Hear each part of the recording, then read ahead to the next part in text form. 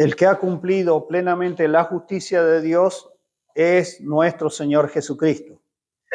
Bien, ahora, ¿cómo cumplió el Señor la justicia de Dios? Entonces hay varios aspectos que hay que considerar. Uno es que Él tuvo que hacerse hombre. Y la palabra dice en el libro de Filipenses que Él no estimó el ser igual a Dios. Entonces se despojó, se anonadó, significa que se hizo un hombre y estando en condición de hombre, Él se hizo un siervo. Entonces esas fueron las condiciones que el Señor tomó para poder vivir y satisfacer en cada aspecto de su vida la justicia de Dios. Entonces, en otro pasaje de la Escritura dice que Él se hizo carne, así literalmente. Y la palabra carne que está aplicada ahí es la misma que Pablo usa para denominar esa condición nuestra que es pecaminosa. Esto es un poquito sorprendente, pero ¿qué significa esto? Hay un libro que aclara esto y dice que el Señor tomó la semejanza del pecado. Y se usa esa serpiente que Moisés levantó allí en el desierto, que esta serpiente era una figura de una serpiente verdadera. Entonces cada israelita que lo mordía una serpiente tenía que mirar a la serpiente de bronce que Moisés había hecho, y los que miraban a la serpiente se salvaban. Entonces, esta serpiente de bronce es una figura, un tipo de nuestro Señor Jesucristo, hecho pecado por nosotros, muriendo en la cruz en la semejanza de un cuerpo de pecado. Él tenía la semejanza, pero no el pecado en sí mismo. O sea, exteriormente era como uno de nosotros, pero sin pecado. Por eso también se aplica esta palabra a nuestro Señor. Y el tema es que la Escritura dice, esto no es una interpretación, la palabra dice directamente que Él fue hecho pecado por nosotros. ¿Recuerdan allí el texto de 2 de Corintios capítulo 5, creo que es el versículo 20 o 21, dice que Él fue hecho pecado por nosotros? Esto es muy sorprendente, pero el Señor cargó el pecado de todos nosotros, y el Señor en su muerte, o sea, mientras su cuerpo estaba en la tumba, en su espíritu, Él dice, descendió al Hades. Y se entiende allí que los pecados de todas las personas, o sea, el pecado mismo fue remitido a su origen, al que ha creado el pecado, a Satanás mismo. O sea, el pecado también, juntamente con la muerte, con Satanás, serán, dice la palabra, lanzados en el lago de fuego. Bien, entonces vamos a considerar hoy el capítulo 4, como dijimos, del libro de Romanos.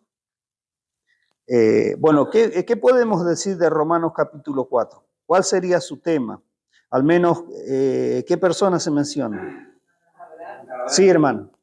Abraham es el padre de la fe. Sí.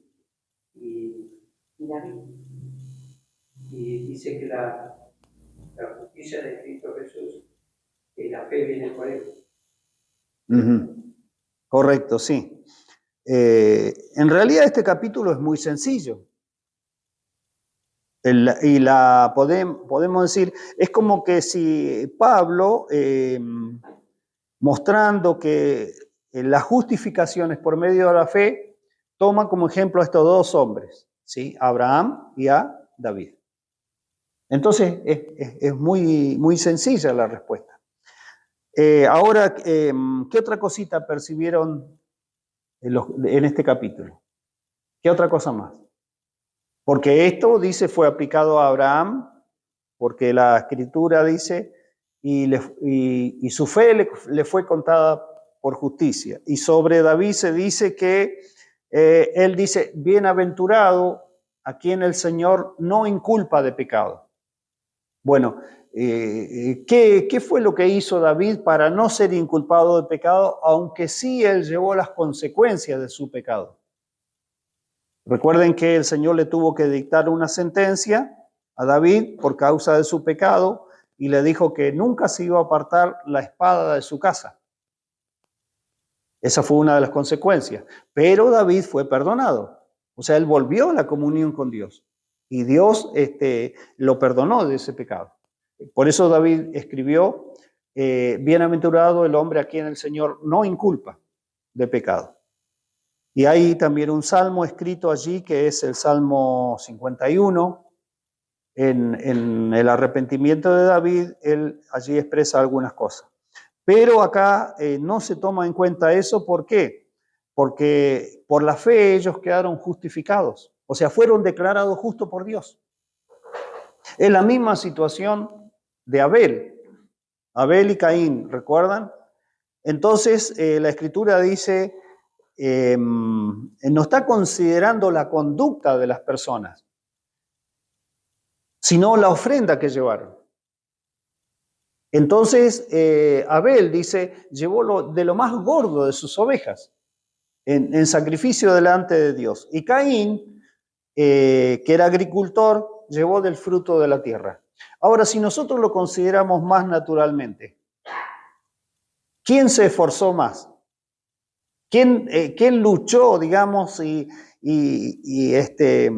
podríamos decir, sudó la gota gorda para llevar una ofrenda delante de Dios?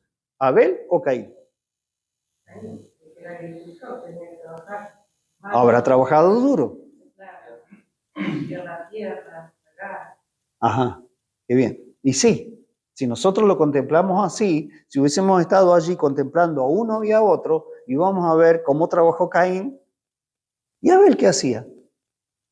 No sé, se habrá sentado a la sombra de algún árbol, de un peñasco, mientras sus ovejas retozaban por ahí, las trasladaría de un ambiente a otro, buscando pastos más abundantes. Ahora, a ver, Gabriel, ¿qué nos decís de Romanos capítulo 4? Bueno, que la justicia es por la fe, de lo que trata, y de que no solo para el pueblo de Israel, sino que para todos, porque habla igual de la circuncisión y de la incircuncisión, de que la promesa se le hizo a Abraham cuando él todavía no estaba circuncidado. Entonces él es padre de la fe de todos los que creen, no solamente del pueblo de Israel, y que somos herederos de la promesa que se hizo a Abraham también, porque somos partícipes de su fe. Y después me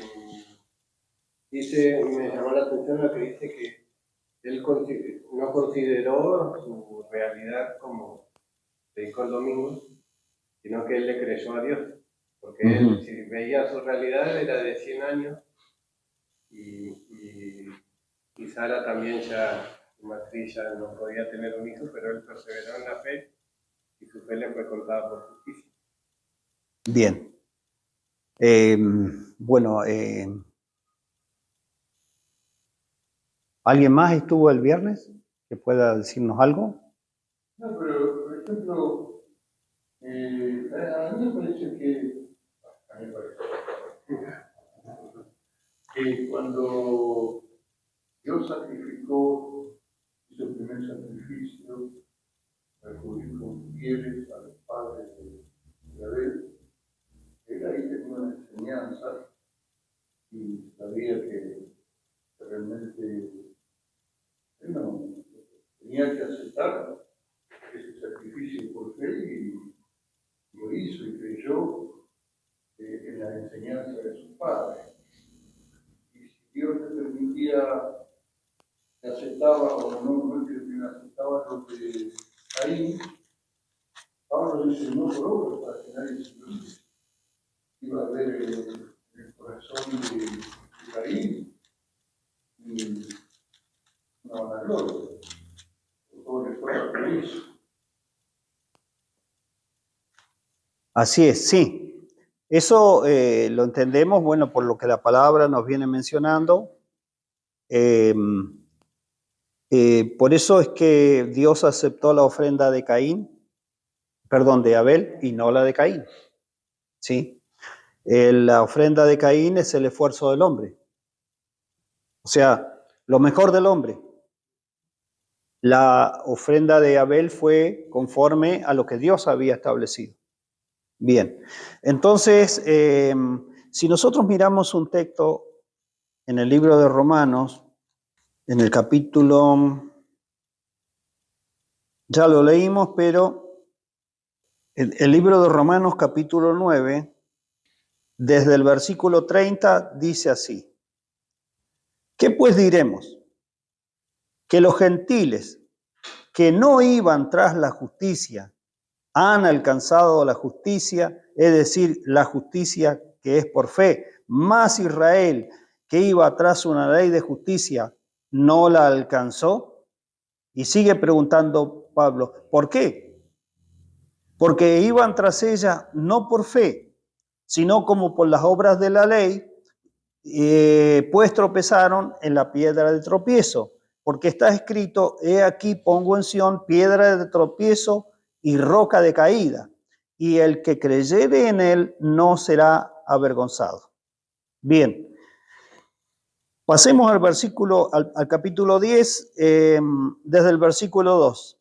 Porque yo les doy testimonio de que tienen celo de Dios, pero no conforme a ciencia. O sea, Pablo observaba a sus conciudadanos que eran israelitas, y habiendo él sido también de esa clase de israelitas, es decir, que con celo guardaban la ley, él dice también, o sea, como que sus connacionales tenían celo de Dios, o sea, eran celosos por Dios, pero no lo hacían conforme a ciencia. A ver si alguien tiene otra versión de este versículo, del versículo 2, por favor. Romanos 10, 2. Porque les doy testimonio de que tienen celo de Dios, mas no según el pleno conocimiento. ¿Alguna otra versión? Puedo decir esto en su favor. Hacen un gran esfuerzo para honrar a Dios, pero no entienden lo más importante. Bien. Puedo decir esto a su favor. Hacen un gran esfuerzo para honrar a Dios, pero no entienden lo más importante. ¿Sí? Y después dice otra, que su celo no se basa en el conocimiento. Bien. Y por último hay otra versión. Estoy seguro de que ellos tienen mucho deseo de servir a Dios, pero no saben cómo hacerlo. Acá una dice, puedo dar testimonio de su ferviente dedicación a Dios, pero esta dedicación no está basada en conocerlo como Él realmente es. Bien. Ahora, si nosotros recordamos un poco las palabras del Señor cuando se relacionaba con los fariseos, los escribas y toda la clase, digamos, religiosa de Israel que tenían aparentemente mucho conocimiento de las Escrituras, en una ocasión el Señor les dijo, ¿nunca leísteis? O sea, les hizo una pregunta. Aparentemente no leían mucho. ¿Nunca leísteis? O sea, como diciéndole, ¿cómo? ¿Nunca leyeron esa parte? ¿Nunca leyeron lo que hizo David? Aparentemente no lo habían leído, no sé, o no lo conocían. Y en otra ocasión le dijo, sí, ustedes hacen esto, hacen aquello, hacen lo otro, y deberían haber hecho eso, pero también, dice, se han olvidado de lo más importante de la ley. La fe, el amor, la misericordia. Y llegó a tener palabras muy duras contra ellos. El Señor les dijo, ustedes son hermosos por afuera, como los sepulcros en los cementerios, en su aspecto exterior, pero por dentro están llenos de huesos y de muerte, y de inmundicias y de muerte. O sea que, sí, no tenían un conocimiento exacto de lo que Dios había determinado, pero sí eran muy celosos de Dios. También el Señor les reconoció eso cuando dijo, ustedes cruzan los mares y hacen mucho esfuerzo para ganar prosélitos. Pero una vez que lo ganan, dice, lo hacen 2 veces más hijo de la condenación, porque les cierran la puerta de la bendición, de la entrada a Dios, y ni ustedes entran, ni a ellos tampoco lo dejan entrar. Mire qué condición tenían estas personas. Y eso que eran lo mejor de Israel. Entonces Pablo, cuando estaba analizando la conducta de sus conciudadanos, dice, sí, tienen celo de Dios, pero es un celo natural, como el que tenía Pablo. Pablo odiaba a los creyentes, los perseguía, y él pensaba que estaba obrando bien. Vio cómo la persona, en la ignorancia de la voluntad de Dios, puede hacer cosas terribles. El Señor mismo le dijo a sus discípulos, y va a haber personas, dice, que los van a matar a ustedes y van a pensar que lo están haciendo para Dios. Qué cosa, ¿no? Ahora, si miramos el versículo 3, entonces tenemos también cómo Pablo va desarrollando su respuesta. Dice, porque ignorando la justicia de Dios y procurando establecer la suya propia, no se han sujetado a la justicia de Dios, porque el fin de la ley es Cristo, para justicia a todo aquel que cree. Ahora y acá tenemos podemos hacer un mini debate, a ver, espero que nos resulte. ¿Esto no parece un poco injusto? ¿En qué sentido? En que hay gente que hace grandes esfuerzos aparentemente para agradar a Dios y no lo consigue. Y hay otro tipo de gente que parece que ha vivido de cualquier manera, ha hecho distintas cosas y de pronto se ha acercado a Dios y Dios lo perdona. ¿No parece así a vista natural como que Dios es un poco injusto? ¿Por qué si a este ha hecho de todo, lo perdonas, y al otro que se trataba de portar bien, no lo perdonas? ¿Qué piensan ustedes? Sí. Es justo que sea por fe. Porque lo que... Porque lo natural no puede tocar lo eterno. Ajá. O sea, nos vamos a encontrar muchas veces con personas que piensan así. Y por ejemplo, los argumentos que yo he escuchado es, yo no le hago mal a nadie, uno de los argumentos. Y otro es, sí, tal vez yo no voy a la iglesia, pero no hago esto, no hago aquello, no hago el otro. Conozco muchas personas así. Algunos parientes también. No, los que están acá no. Estos ya se reconocieron pecadores, el Señor los perdonó, los justificó y ya. Lo que pasa es que la justicia de los dos, ninguna alcanza a satisfacer la justicia de Dios, pero si esa persona que pecó más, aparentemente fue peor que el otro, que cree a Dios y recibe la justicia de Dios, Dios se la cuenta como su propia justicia, entonces ya es superior a la justicia de aquel que intentó portarse bien. A ver, sí, hermano. Yo digo que es una escogida de Dios. Eso que tiene la oportunidad por lo que el Señor le dio. Sí. Tocado por él. Porque ojo humano es lo que te está diciendo. No hizo esto, no hizo lo otro. Vivió a su manera. Da a entender que es una escogida de Dios. Así es. Pero, a ver, ¿y por allá qué dicen de ese lado? Pablo lo explica, porque cuando queremos hacer cualquier cosa, estamos para Dios, estamos anhelando el sacrificio de Cristo. Que ya no lo estamos. Y venimos con lo que vendamos. Es como si a Dios le dijéramos lo que dice Pablo. Ignorando la justicia de Dios, quiero establecer mi propia justicia. Amén. Entonces, no, Dios hizo, el esfuerzo que hizo hacer nadie lo va a hacer. Es como tirarle por tierra y decirle, lo mío es mejor.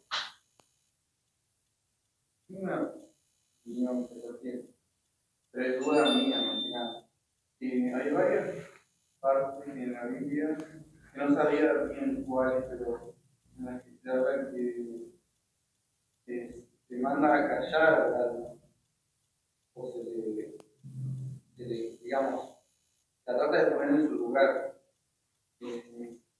Bueno, el alma se seguro, ¿no? Es como que se inquieta. Entonces uno, al leer eso, lo toma como, quería yo, hay quienes lo pueden tomar como un ejemplo a seguir, otros como una historia que se cuenta, o como un conocimiento en cuanto a que uno tiene lo que está por venir, digamos, como una revelación de lo que va a ser después, digamos, en la vida de un creyente, ¿no? Pero creo que ahí se confunden que hay quienes lo toman como una responsabilidad y eso se transforma en una obra que Dios me quiere, y otros que lo entienden como, bueno, es una revelación, ¿no? Sí. Lo que va a pasar. Pero uno tiene que entender también que por más que haya revelación en la Biblia, uno tiene que siempre mirar a Cristo antes de decidir qué es lo que Él quiere que hagamos, ¿no? Porque básicamente todo se resume en ama a Dios con todo tu corazón y el resto, digamos, es algo que viene naturalmente, pero no hay que buscarlo en el sentido de orar en el decir, bueno, calla, alma mía, o no te inquietes cuando te turbes, alma mía, porque es una cosa que humanamente, digámoslo así, no tenemos la capacidad. Podemos decir, bueno, en el nombre del Señor Jesús, pero como nosotros mismos lo decimos, en el nombre del Señor Jesús, Él es el único que puede hacer eso. Entonces, en vez de orar o acallar o tratar de calmar, es siempre mejor relajarse y orar, digamos. Quiero yo que, bueno, Abel habrá estado en esos momentos, y bueno, orando, adorando,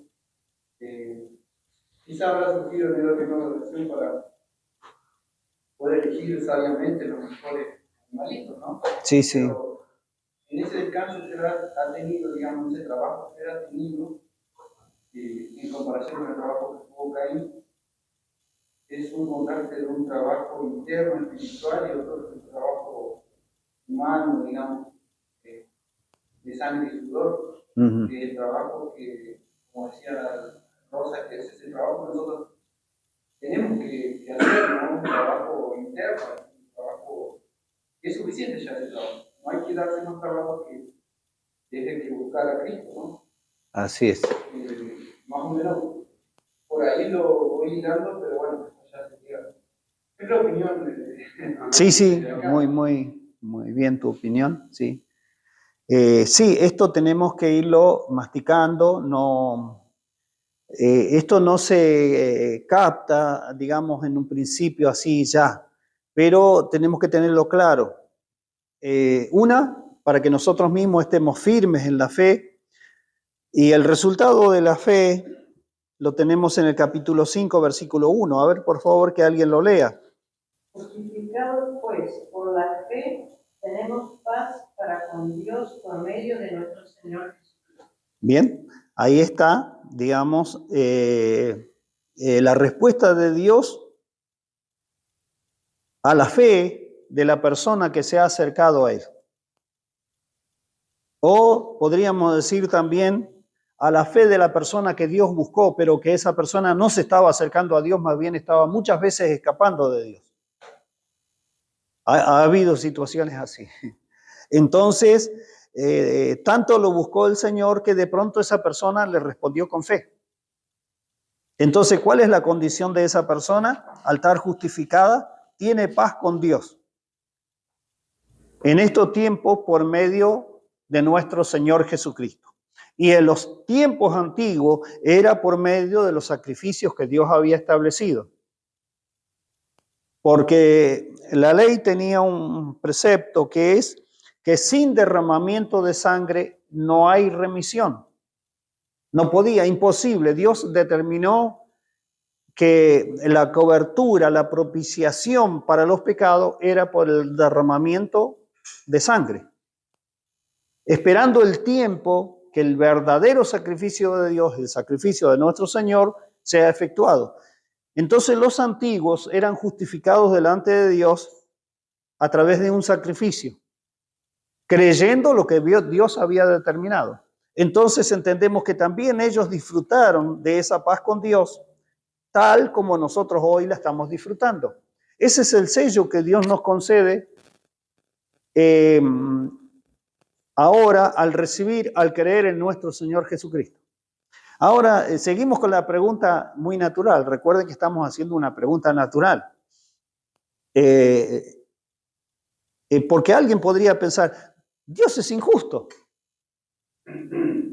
Ahora recuerden el versículo 3 que leímos en Romanos capítulo 3. Que Dios es justo cuando justifica al que es de la fe de Jesús. Ahora la pregunta sería, ¿por qué Dios es justo cuando justifica a alguien por medio de la fe?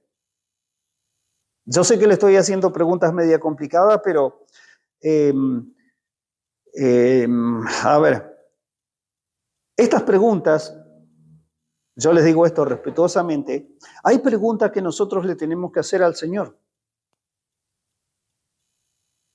para que de Él venga la respuesta. Porque si no, no tenemos que tomar esos libros de teología y empezar a investigar, ¿vio? Y a ver si sacamos algo en claro. Pero hay conceptos y revelación que cuesta que entre en nuestra mente. Porque en realidad lo que Dios está buscando es simplemente que nosotros le respondamos con fe y no que le intentamos absolutamente todo. Recibir la justicia de Dios no es para personas súper inteligentes y que entiendan todo. Recibir la justicia de Dios es para que alguien que dice, sí Señor, yo te creo. Yo siempre soy una persona muy cuestionadora. Me pregunto muchas cosas, le doy vueltas a la cosa, entonces no soy tan creyente. Bueno, soy creyente, pero en algunas cosas me cuesta. En cambio hay personas que dicen, sí Señor, yo te creo. Por ejemplo, Abraham fue uno de esos. Y creyó Abraham a Dios y le fue contado por justicia. Así dice la palabra, así literalmente. Y eso es real, porque eso es lo que Dios determinó. El Señor le dijo, mira las estrellas, mira esto todo, y así va a ser tu descendencia. Y Abraham le creyó. Entonces, hay respuestas que se las tenemos que pedir al Señor y esa respuesta va a venir. ¿Sí? Dios va a trabajar con el Espíritu que está en nuestro interior y nos va a iluminar para que tengamos esta certeza y vivamos, aunque con poco conocimiento, este versículo cuando dice estamos justificados por la fe y tenemos paz con Dios. Entonces nos podemos acercar a Él confiadamente porque Dios nos ha puesto en un ambiente que es la gracia. Ese ambiente de gracia es nuestro Señor Jesucristo. Juan dijo, porque de su plenitud, de su gracia, tomamos gracia sobre gracia. Entonces esto es muy bueno porque la fe en lo que Dios ha hecho ya nos coloca en un ambiente totalmente diferente. No tenemos que hacer ningún esfuerzo. ¿Por qué? Porque solamente Dios podía concedernos salvación. Hay un texto que dice, y acá les voy a pedir que después lo busquen, está en el libro de Romanos, que son textos que también mucha gente no los entiende y se pregunta por qué. Dice la Escritura de esta manera, que Dios puso a todos bajo condenación. Así dice el texto. Dios puso a todos bajo condenación. ¿Para qué? ¿Por qué Dios puso a todos bajo condenación? Así es. Para poder tener misericordia de todos. Entonces estableció algo para que todos puedan alcanzar la justicia de Dios y por lo tanto obtener el perdón y la vida eterna. Y todo lo que viene después. ¿Por qué Dios estableció este sistema? ¿Por qué Dios estableció que sea por fe, por gracia y no por obras? Sería más fácil por obras. Sería más fácil por obras. Sí, porque si una cosa es otro mal visto. Por fe sería, o sea, cuesta más capaz, porque no vemos. ¿A quién se ha glorificado? Claro. A mí me parece que por obras es más difícil, que no lo podemos cumplir. Y justamente las personas antes que venga Cristo no lo podían cumplir, por eso tuvo que venir él. Claro, todas las leyes, no, bueno, yo no, tampoco. Claro, que el que fallaba en una, Sí, fallaba todo. Entonces, por eso tuvo que venir, para demostrar que no podíamos. En el principio quedó demostrado que el hombre es desobediente. Entonces, lo que el hombre va a ser salvo no por obedecer, no por gracia, porque ningún hombre podía obedecer. Ya quedó demostrado desde el principio. Entonces tenía que ser por gracia. Bueno, amor. Porque Él es el justo y el que justifica. Dios. Acá dice, porque Dios sujetó a todos en desobediencia para tener misericordia de todos. Sí, ese es el texto. No lo diga dónde está, si los hermanos lo buscan.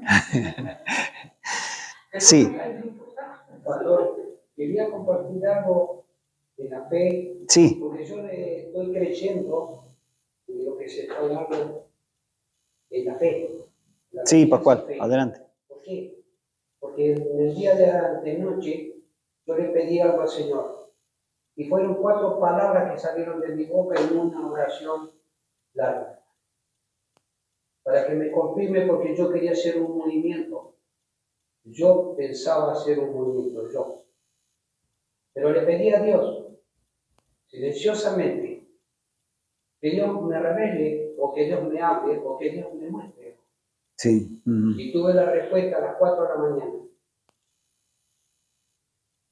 No era imposible que yo me mueva. Me mostró la circunstancia y toda por qué. Porque en el lugar donde iba a ir, no iban a escuchar la palabra. Entonces estoy convencido de lo que usted está hablando, de la fe. No tengo que hacer grandes oraciones, grandes ayunos, sino que yo por fe me voy a tener que entrar a mover. Y el pueblo de Dios se tiene que mover por fe en estos tiempos. Amén. ¿Cierto? Y Dios confirmó. A las 4 de la mañana ya tenía la confirmación. No rechazo eso, ¿por qué? Porque voy a entrar a una obediencia de Dios, no lo que yo quiero hacer. No, ni tampoco porque lo deseo, o porque me quiero hacer ver, o para que me vean, o para que me digan que soy bueno, porque soy hijo de Dios. De esa manera. Entonces, de lo que usted está hablando, yo esto le puede ayudar mucho, ¿cierto? Porque Dios, por fe, nosotros vamos a tener que caminar. Amén. No le pongamos ninguna cuestión a las cosas, ni le demos tanto recorrido a las cosas, ¿cierto? Seamos un poquito más claros, que diga que por fe vamos a mover, y por fe vamos a orar, y por fe vamos a ir allá, y por fe vamos a tener, y por fe lo vamos a mover. Amén. Ese es el punto. Sí. ¿Cierto? Así es. Porque mucho tiempo hicieron muchos lugares de oraciones y ayunos y trasnoche, y 4, 5, 20, 10 días que comen un pedazo de pan, una zanahoria y están 20 días diciéndole al Señor de que venir. Yo no, la antenoche largué 4 palabras. Es el testigo. Señor, solo te pido esto. Nada más. Así es, sí. Es por fe. Pero, o sea, a ver, ¿cómo le digo esto? El Señor ha tomado el llamado de aquí, de allá, de por allá, de por el otro lado, de allá abajo, de tanta variedad de personas. Por eso la Escritura dice, de todo tribu, pueblo, nación y lengua. Y Pablo dice, habla de bárbaros, habla de distintas condiciones. Entonces, los que nos acercamos a Dios, venimos muchos realmente muy mal. y como que no empezamos confiando mucho. Pero hay otra gente que es mucho más sensible y confía en el Señor así, muy rápidamente, ¿sí? Pero gracias al Señor que Él nos tiene paciencia y nos va enseñando. Y entonces uno va aprendiendo. Yo tuve que aprender así. Ignoré muchas cosas durante mucho tiempo, no entendía al Señor, no entendía muchas, pero siempre le preguntaba al Señor, ¿y esto cómo? ¿Y esto por qué? ¿Y cómo es esto otro? Bueno, y las respuestas de Dios venían. Y me iban dando más paz y tranquilidad en mi corazón por lo que Dios me daba. Y después, conociendo un poco más la Escritura, me empezó, a ver cómo le diría, a maravillar. Sí, el plan de Dios. ¿Por qué Dios estableció así las cosas? Hay un porqué. Debemos conocerlo para que nosotros tengamos seguridad y para a veces las personas que están, ¿vio?, un poquito confundidas, sepan por qué es por fe y no por obras. Y bueno, le vamos a tener que contradecir a la hermana Nuria. No, pero le digo en broma. Sí, no, está bien. O sea, vamos a poner la realidad, la verdad de la palabra. Sí. Por la ley es imposible. Por eso el apóstol Pablo dice en cuanto a la ley dice es un ministerio de condenación. Llama la atención. Es más, y dice, por medio de la ley es el conocimiento del pecado. Es más, sigue agregando de esta manera, donde no hay ley, no se inculpa de pecado. ¿Qué cosa, no? Entonces, la ley era, como dice Pablo, un ayo. La ley era para guardar al pueblo de Israel para que no entre en esa corriente de depravación y de pecado que estaba en todas las naciones que rodeaban a Israel. Un tutor, exactamente. Bueno, venía a ser como muchas veces, bueno, los padres, la prédica del domingo, como nuestros padres no tuvieron a los hijos bajo un reglamento y bajo una disciplina. Venía a ser lo mismo, o sea, sí. estaban poniendo leyes, estaban dando leyes. Claro, es imposible que los padres puedan cambiar a sus hijos, pero al menos la disciplina, los consejos, los chirros, los azotes, todos contribuían a que esa persona no se vaya definitivamente a una vida totalmente lejos de Dios. Al menos podemos decir que Israel, a través de los juicios de Dios y el trato de Dios, Dios, por ejemplo, les cortó de raíz la idolatría. Dios no pudo transformar sus corazones, pero los sacó de la idolatría. Con ese juicio que trajo por medio de Babilonia, Israel dejó de lado directamente los ídolos. Entonces, Dios estaba preservando, digamos así, hasta que llegue el tiempo de la venida del Señor, entonces Él pueda ya hacer lo que había prometido. Pondré un espíritu nuevo dentro de vosotros y sacaré ese corazón de piedra y voy a poner un corazón de carne, había dicho el Señor. Entonces voy a escribir en sus mentes y en sus corazones. Ahora, ese corazón nuevo, sí, ese es el corazón de Cristo.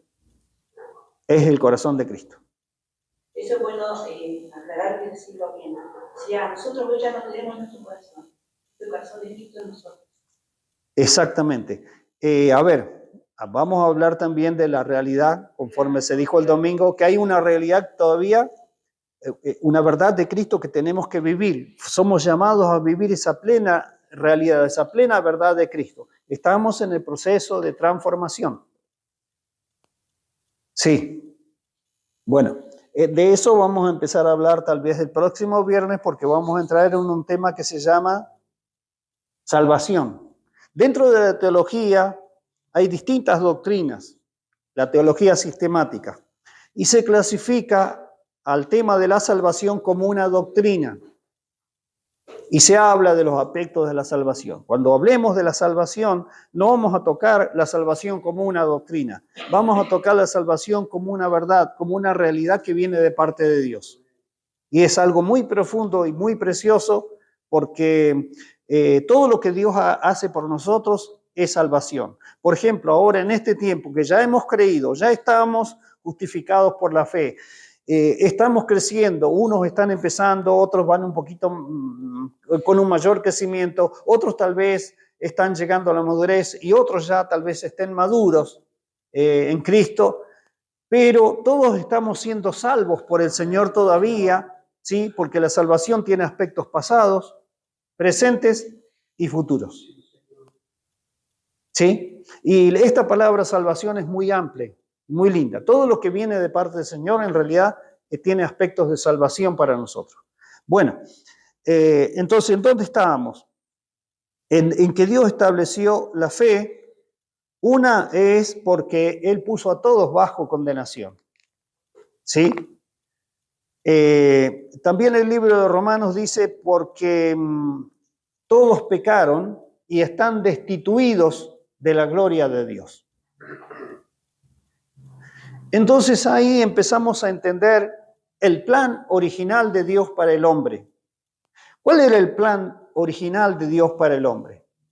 El plan original de Dios era que el hombre, puesto en el huerto del Edén, estire su mano y coma del árbol de la vida. ¿Qué iba a suceder cuando Adán y Eva coman del árbol de la vida? La vida iba a entrar en ellos. Por eso que después en el Nuevo Testamento el Señor dice que nosotros debemos comerlo a Él. Que debemos comer su carne y beber su sangre.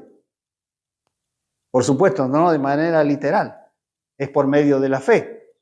Pero al comer a Cristo, podemos decir, que sucedió cuando nosotros creímos y le recibimos, es como que ingerimos al Señor, entonces Dios entró en nosotros. Esa era la voluntad original de Dios. Pero Adán y Eva comieron del fruto del árbol del conocimiento del bien y del mal. Ese árbol estaba representando a Satanás, el árbol del conocimiento del bien y del mal. Y el árbol de la vida estaba representando a Cristo. Podemos decir, no estaba representando, era Cristo mismo. Ahora, ¿por qué eligieron ese árbol y no el otro? ¿Qué cosa, no? Bueno, hay respuestas que seguramente después las vamos a conocer, ¿no? Pero el plan de Dios también está en que Cristo y su sacrificio ya estaba preparado desde antes de la fundación del mundo. Es decir, antes que Dios creara todas las cosas, ya tenía este plan. Bueno, pero esto ya nos supera un poco. Ya se escapa un poco de este cerebro que tenemos acá para entender todas estas cosas. Entonces, ¿qué hacemos con estas cosas? Las creemos. Señor, gracias, porque ya desde antes de que la creación de todas las cosas, ya nos tenías en cuenta. Y por lo tanto, nos predestinaste, nos fijaste un destino y en un determinado momento nos llamaste.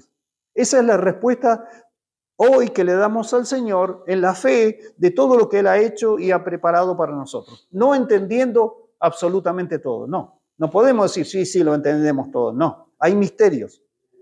Pero en lo que Dios nos ha revelado, mire, es muy precioso lo que Dios ha hecho. Y la manera en que Él preparó para que seamos justificados. Porque, a ver, si nosotros miramos el libro de Primera de Corintios, en el capítulo 1 se da otra de las razones de por qué Dios estableció que sea por medio de la fe y no de las obras. Cuando se refiere la palabra a las obras, no se refiere solamente a las obras de la ley, sino a toda la obra de las personas que quieren justificarse por sí mismos delante de Dios, con cualquier argumento. A ver, por favor, que alguien lea desde el versículo 26 hasta el 31. No les dije el capítulo, 1 Corintios 1. Por favor. Desde el 26. Sí, Pues mirad, hermano, vuestra vocación, que no sois muchos sabios según la carne, ni muchos poderosos, ni muchos nobles, sino que lo necio del mundo escogió Dios para avergonzar a los sabios, y lo débil del mundo escogió Dios para avergonzar a los fuertes. Y lo vil del mundo y lo menospreciado escogió Dios, y lo que no es, para deshacer lo que es, a fin de que nadie se jacte en su presencia. Mas por él estáis vosotros en Cristo Jesús, el cual nos ha sido hecho por Dios sabiduría, justificación, santificación y redención, para que, como está escrito, el que se gloría, gloríese en el Señor. bien, acá tenemos otro texto muy importante. ¿Sí? Las personas que Dios escogió y va a seguir escogiendo, ¿sí? Y la causa, versículo 29, para que nadie se jacte. Esta palabra jactarse significa también gloriarse, o podríamos decir enorgullecerse delante de Dios. ¿Sí? Y concluye diciendo el 31, como está escrito, el que se gloría, gloríese en el Señor. O sea, el que se jacte, el que se enorgullezca, enorgullezcase, gloríese, jáctese en el Señor. ¿Sabe que esto es un golpe muy duro para el yo, para el ego humano? Porque una de las cosas que sucedió con Adán y Eva es que al comer de ese árbol de la ciencia del bien y el mal, le fue introducida una naturaleza extraña, ajena a la naturaleza humana que Dios había que Dios había formado en Adán y en Eva, una naturaleza no humana. Ahora, esta naturaleza que le fue injertada por haber comido del fruto de este árbol, es una naturaleza totalmente contraria a Dios, pero no lo demuestra, no lo exhibe en un primer momento. Y eso produjo en Adán y en Eva un ego, un yo, una vanagloria. O sea, yo puedo vivir sin Dios. Yo puedo manejarme sin Dios, yo puedo hacer todo sin Dios, no lo necesito a Dios. Eso es lo que se muestra en la superficie. Bueno, el tema es que detrás de esta naturaleza venía un elemento tan terrible. A ver, ¿cómo le digo esto? Que es un elemento muy terrible. ¿Levantaste tu mano o no? No. Es un elemento tan terrible que Dios, en cierto sentido, tolera más al pecado que a este elemento. ¿Sabe cuál es ese elemento que viene en esta naturaleza ajena a la vida de Dios, que vino del árbol de la ciencia del bien y del mal? La muerte. La muerte no es destrucción ni cesación. La muerte es lo opuesto a la vida. La muerte es lo opuesto a Dios. Entonces, la muerte va a ser la condición de todos aquellos que no han recibido la salvación de Dios. Van a tener que vivir eternamente en la muerte. Por eso la palabra dice, bienaventurado. Aquellos que tienen parte en la primera resurrección, porque la segunda muerte no tiene potestad sobre ellos. O sea, la muerte es la condición final de las personas que se apartaron de Dios y no recibieron la salvación que Dios les ofrece por medio de la fe. ¿Qué cosa, no? Ahora, ¿por qué? Porque Dios de alguna manera también tiene que darle un golpe de muerte a la muerte. Entonces, el orgullo, la soberbia, la vanagloria, son elementos terribles porque es la condición de esa naturaleza. Y una persona, entre comillas, naturalmente puede ser muy buena persona, pero estos elementos están en su interior y en algún momento se van a expresar. Y esa es una condición terrible, porque se puede hacer, ¿qué dice el apóstol Pablo? Si yo diese mi cuerpo para ser quemado, es decir, yo me haga un mártir por las demás personas. Hubo un hombre que hace unos años atrás en la India se inmoló por causa de la paz y de la liberación de la India. Entonces fue elegido como el representante de la no violencia. Mahatma Gandhi creo que se llamaba.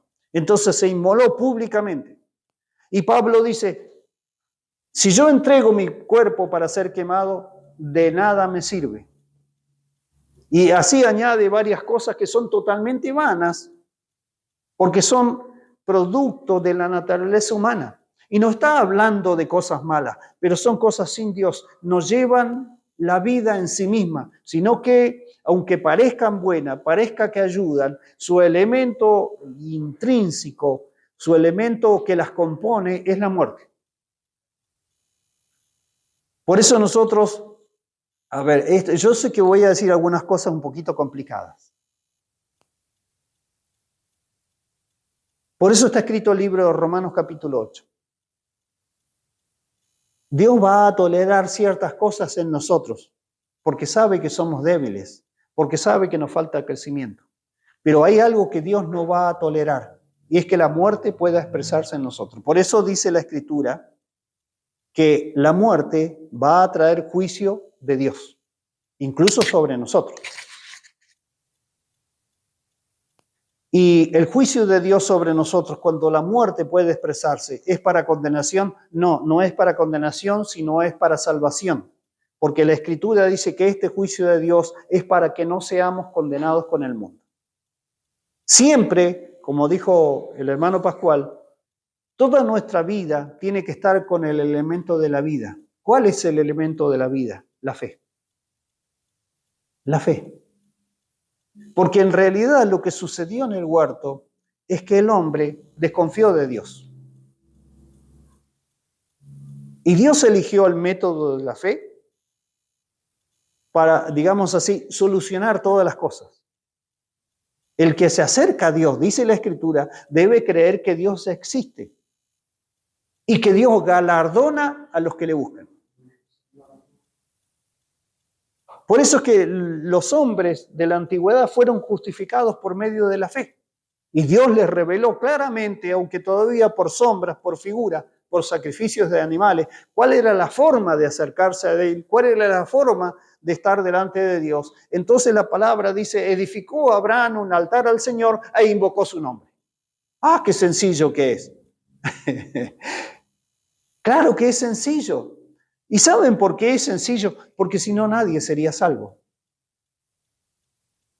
Nadie, absolutamente nadie. Y algunos pretenderían creer, se engañarían a sí mismos creyendo que porque lo que están haciendo están más cerca de Dios que otros. ¿No hace así la religión? ¿No hace así la conducta de los hombres? Pensando porque es mejor que el otro está más cerca de Dios. ¿Y qué dice Dios de esas personas? ¿Qué dijo el Señor de esas personas? Recuerden ese pasaje de dos hombres que fueron al templo a orar y se presentaron delante de Dios. Uno era fariseo y el otro era publicano. Un publicano era un cobrador de impuestos. Eran los más despreciados en Israel. ¿Por qué? Porque eran judíos que le cobraban impuestos a sus propios conciudadanos para entregárselos a los romanos. Entonces, cuando Roma le decía, bueno, yo quiero tanto dinero. A ver, vamos a poner y me recaudás $100 de este, 500 del otro y así, ¿vio? Entonces, ¿qué hacía el cobrador de impuestos? Tenés que pagar 110, tenés que pagar 550 y así. Entonces, aparte de lo que le daba el imperio, él se quedaba con una porción. ¿No eran despreciables? Claro que eran despreciables. Pero ¿por qué Dios los recibía y los perdonaba? Porque cuando escucharon la voz del Señor diciendo, arrepentido porque el reino de los cielos se ha acercado, esas personas le creyeron al Señor. ¿Qué otro tipo de personas le creyó al Señor? Las prostitutas, los pobres, los despreciados, los leprosos, los inválidos, los ciegos.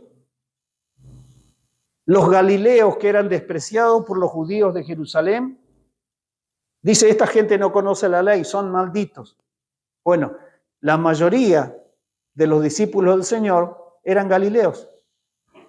Y ahí se cumple esa palabra que dice lo menospreciado, lo vil, lo insensato, lo que no es. ¿Para qué? Para darle un golpe al ego, al yo, a la vanagloria de las personas. Y sabe que a nosotros también nos sucede así. Una vez que ya estamos redimidos, de pronto un día nos damos cuenta que hay algo que todavía está dentro nuestro. ¿Y que es? El yo, el ego. Entonces de pronto el Señor tiene que tratarnos. Porque nosotros no lo podemos gobernar. Gracias al Señor que Él preparó el remedio para estas cosas, para que no sea doloroso ni traumático, porque siempre el remedio de Dios para todas las cosas viene por medio de la fe. Nada más que a veces no somos tan sensibles. Y Dios tiene que permitir ciertas cosillas para que nosotros nos demos cuenta. Señor, sin ti no soy nada. ¿Y esto está bien? Claro que está bien. Lo necesitamos. No todos tal vez, porque hay gente que ha sido un poquito más guardada, pero hay gente que el mal literalmente pasó por todas las partes de nuestro ser. Solamente había una parte, gracias a Dios, que no fue tocada. Sí, nuestro espíritu. La Escritura dice en el Antiguo Testamento que Dios se reservó el espíritu para él. Gracias. O sea, es lo que le dijo el Señor a Satanás cuando quiso tentar a Job. ¿Qué le dijo el Señor? Bueno, tócalo. Pudo tocar sus bienes, sus hijos, su cuerpo. En realidad en el Antiguo Testamento dice alma, porque en el Antiguo Testamento se distinguía entre cuerpo y alma, nada más. Era el conocimiento y la revelación que tenían los israelitas. Hoy sabemos que el hombre es espíritu, alma y cuerpo. O sea, en realidad el Señor le quiso decir, no vas a tocar su espíritu. Entonces, Satanás vio lo que hizo con Job. Dios se lo permitió, pero no pudo hacer, como diríamos, desconfiar a Job de su fe en Dios. Estuvo mal Job, muy mal. Estuvo al borde. Hasta vino la mujer y le dijo, ¿por qué no maldices a Dios si te mueres? Mire, ya iba a decir algo, pero le habrá dicho esa mujer, no, hasta que la muerte nos separe a Job, ¿no? Tal vez de sus amigos, no sé, de los conocidos, Job no esperaba mucho, pero vino la mujer y le dijo eso. Bueno, dejemos aparte, no es contra las hermanas esto, no. Pero el hombre se quedó sin nada, se quedó solo.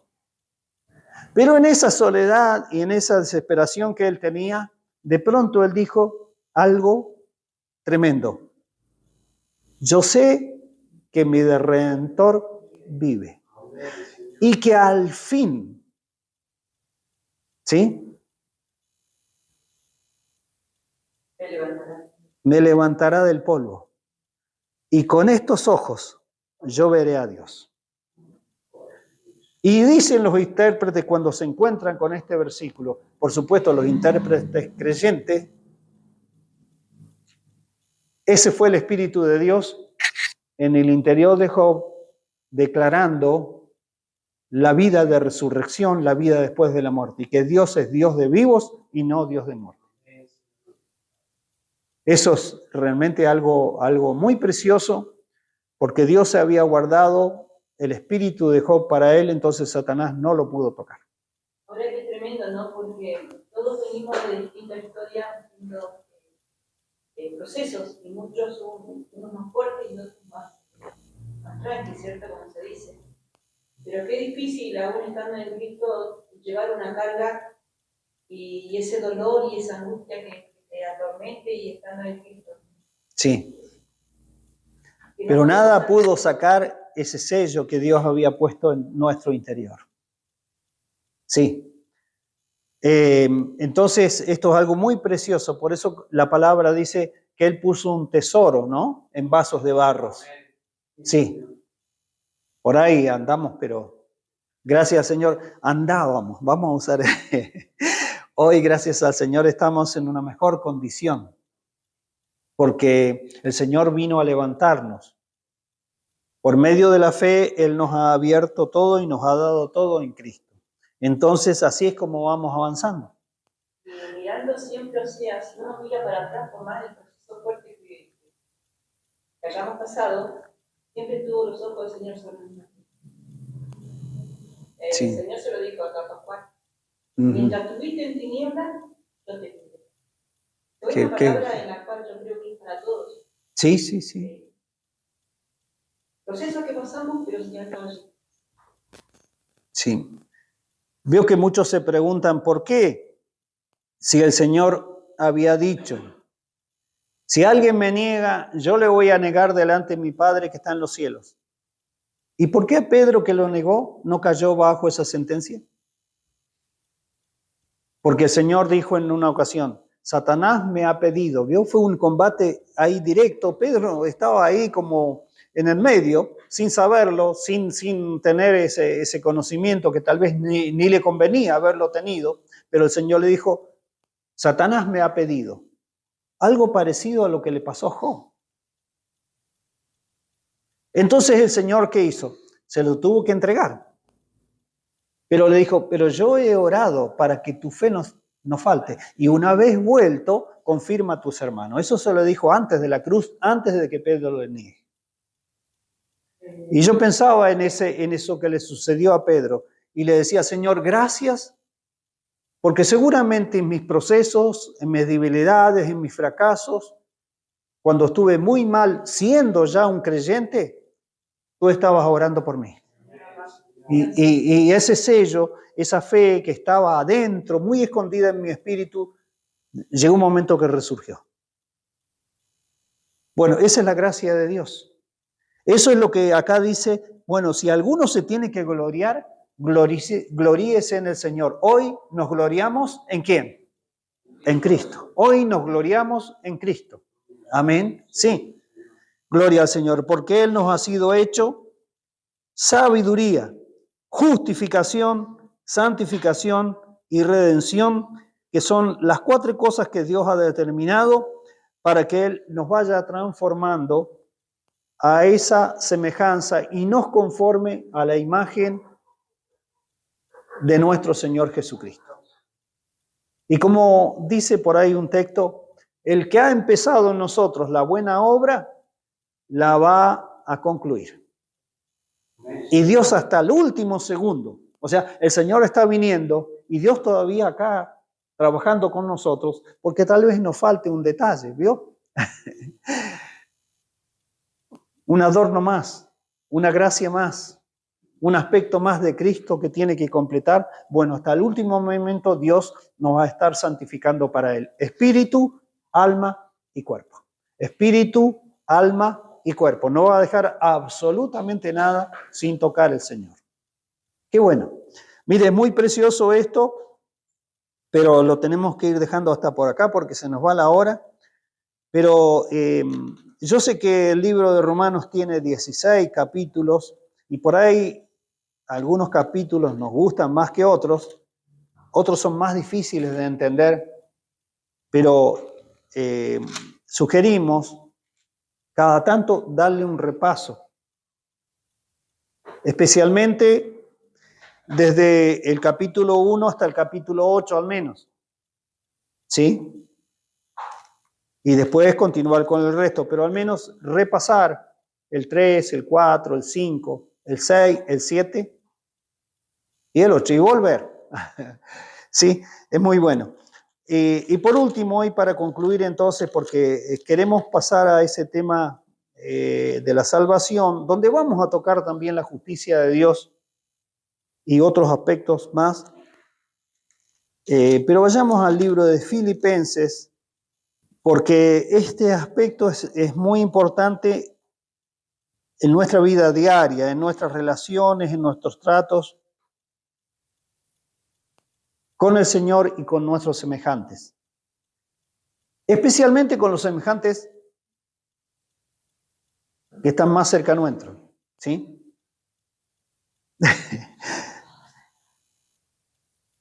Veo que los semejantes más cerca nuestro, yo a veces pensaba que era, bueno, es mi esposa. Sí, es mi esposa si es creyente. Son mis hijos si son creyentes. Son mis padres si son creyentes. Si no, pasan a segundo plano. O sea, no es que no sean importantes, son importantes, pero primero son los que participan de la fe en nuestro Señor. ¿Sí? No podemos separarlos tampoco, no. Pero en el orden de prioridades, el Señor siempre menciona en la revelación nuestra relación con Dios a través de Cristo por el Espíritu. En segundo lugar, nuestros hermanos en la fe. Después viene el matrimonio, es decir, esposa, esposo, familia, hijos, padres. Y después, por último, las relaciones sociales que incluyen el trabajo y otros aspectos más. Ese es el orden que muestran las epístolas. Entonces, acá en el libro de Filipenses, capítulo 3, repasemos este pasaje donde Pablo dice de esta manera. Él enumera algunas cosas de las cuales él se gloriaba, se jactaba, y que era un israelita circuncidado de la tribu de Benjamín, y se ve que era muy celoso de las tradiciones de sus padres y procuraba con todas sus fuerzas cumplir cada aspecto de la ley. Los fariseos eran este tipo de personas. Por eso se les llamaba los hombres santos, porque procuraban por toda su fuerza y sus medios vivir de acuerdo a la ley, y en la ley estaba estipulado, según la interpretación de los rabinos más capacitados, 613 mandamientos. Recuerden lo que mencionábamos, Adán no pudo cumplir un mandamiento. Un mandamiento. ¿Ellos pretendían cumplir 613 mandamientos? Pero como dice el dicho argentino, ¿sabían este dicho? ¿Echa la ley? Ahí está, lo conocían. Bueno, también ellos le buscaban la vuelta. Entonces, como la ley decía que estaba permitido caminar en el día de reposo, creo que era como 1 kilómetro y algo, nada más. Entonces ellos tenían una trampa, pero ¿cuál es mi domicilio? Entonces el domicilio para ellos no era la casa. ¿Dónde estaba la trampa? Que el domicilio no era la casa.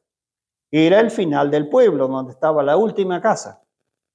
Entonces ellos, si vivían acá, se caminaban todo el pueblo y a partir de este punto, donde era la última casa del pueblo, ahí contaban 1 kilómetro. ¿Vio cómo le buscaban la vuelta para...? Entonces, tenían una serie de cosas que hacían que la gente se entretenga en eso y se olvidaba. Claro, tantas leyes había que cumplir que se olvidaban de su relación con Dios y que Dios mira el corazón y Dios estaba esperando a ver si hay un poquito de fe por ahí, una misericordia, algo. Se olvidan de lo más importante de la ley, les dijo el Señor. ¿Y cuál era lo más importante de la ley? Amarás al Señor tu Dios con todo tu corazón, con toda tu alma y con toda tu fuerza. Y a tu prójimo como a ti mismo. Eso era la ley. Entonces, Pablo dice de esta manera, verso 7, pero cuantas cosas para mí eran ganancia, las he estimado pérdida por amor de Cristo, y ciertamente aún estimo todas las cosas como pérdida por la excelencia del conocimiento de Cristo Jesús, mi Señor, por amor del cual lo he perdido todo y lo tengo por basura para ganar a Cristo y ser hallado en Él. Acá está el tema. No teniendo mi propia justicia, que es por la ley, sino la que es por la fe de Cristo, la justicia de Dios, que es por la fe. ¿Sí? ¿Cuál es el punto que quería mencionarles para que estemos siempre atentos? Ese que dice que la justicia de Pablo era por la ley. ¿Sí? No teniendo mi propia justicia, que es por la ley. ¿Qué significa esto? Que dentro de nosotros, como personas, tenemos también un estándar de justicia nuestro. ¿Sí? Todos. ¿Y dónde surgen estos estándares de justicia? En nuestros tratos, ya sea con nosotros mismos o con las personas que nos rodean. E invariablemente, sutilmente se va a infiltrar a veces en nuestras conductas, nuestras palabras, nuestra forma de considerar las cosas, esa justicia que es propia. ¿Qué tenemos que hacer? Bueno, pidámosle gracias al Señor, porque esta ayuda viene de Cristo. ¿Por qué? Porque la Escritura dice que Él fue tentado en todo. Entonces Él es poderoso para socorrer a los que son tentados. Yo antes entendía que la tentación era simplemente con relación al sexo opuesto. No sé por qué tenía esa idea. No, tentación es todo lo que nos quiere apartar de Dios, de su justicia y de Cristo. No importan los medios, las circunstancias o las cosas, todo lo que nos quiere apartar del Señor, que es la vida, es una tentación. Entonces, la justicia propia siempre va a estar ahí, especialmente cuando sufrimos cierta injusticia. ¿No le pasa a ustedes así? Es duro esto cuando viene, entonces uno quiere aferrarse a esa justicia. Ahora, ¿qué dijo el apóstol? Lo tengo por basura. Toda justicia propia hay que considerarla conforme a esto. Es basura. No importa qué tan justo parezca. Yo primero tengo que considerarle por basura y preguntarle al Señor también el por qué, para después hacerlo con firmeza, digamos, dejarlas con firmeza ciertas cosas. Sí, porque el Señor a veces va a permitir que por una o por otra causa, es decir, nuestra justicia no sea tenida en cuenta. Y nosotros nos vamos a sentir como lo peor, ¿vio? Como la basura, como que nos pasan por arriba, que no tengo ningún derecho. No sé, vamos a pensar un montón de cosas. ¿Sabe qué está haciendo el Señor con nosotros? Está tratando con nuestra justicia. Porque nosotros sin querer, inconscientemente, le damos como cierto valor. Inconscientemente a veces suben pensamientos a nuestra mente diciendo, sí, pero hiciste esto, hiciste aquello, mira qué bien te salió esto. ¿Quién está como avivando la justicia propia? Y esa naturaleza carnal, que después viene con la muerte. ¿Comprenden cómo eso trabaja muy sutilmente? Y yo me considero a mí mismo, por su favor, yo no estoy considerando a otro, estoy considerando a mí mismo. ¿Y cuándo trabaja la justicia propia? La justicia propia trabaja en nuestros aspectos naturales. ¿Sí? Por ejemplo, yo me siento a mirar una película. Ahora, no me diga que ¿quién le gusta que ganen las películas? ¿Los buenos o los malos? Los buenos. Y cuando el bueno agarra al malo y le sacude y le da, y ¿no es agradable? Bueno, ¿qué está trabajando en nuestro interior? La justicia propia. Entonces después nosotros la queremos aplicar en nuestras consideraciones. Mire cómo es de sutil, porque la justicia es nuestra esa, ¿sí? Y esa justicia propia, cuando a veces se instala, desvía a las personas de la vida, es decir, desvía a las personas de Cristo, y hay aspectos de Cristo entonces que el Espíritu no puede trabajar, no puede introducir y formar en la persona. ¿Y eso sabe qué es? Estancamiento. No estamos creciendo en la vida, el Señor nos está manifestando. Por eso la justicia propia es tan sutil, peligrosa, y Pablo llegó a decir, bueno, la tengo por basura, quiere decir la tengo por estiércol, no sirve absolutamente para nada, porque va a estorbar nuestro conocimiento de Cristo, entonces nuestro crecimiento en amor por Él y el deseo que es genuino, es del Espíritu, en que nosotros seamos semejantes a Él. No teniendo nuestra propia justicia, sino que la justicia de Cristo que es por la fe. Cuando esa justicia está en nosotros, mire, abunda la paz, abunda el gozo, y por lo tanto el Espíritu va a fluir con los aspectos de Cristo a través nuestro. Y Pablo llegó a decir, bueno, para poder experimentar el poder de la resurrección de Cristo. Y avanzó un poquito más diciendo, aún quiero parecerme a Él en su muerte. Nosotros como hijos de Dios tenemos que llegar a esos niveles, porque esto no era solamente para un apóstol, no.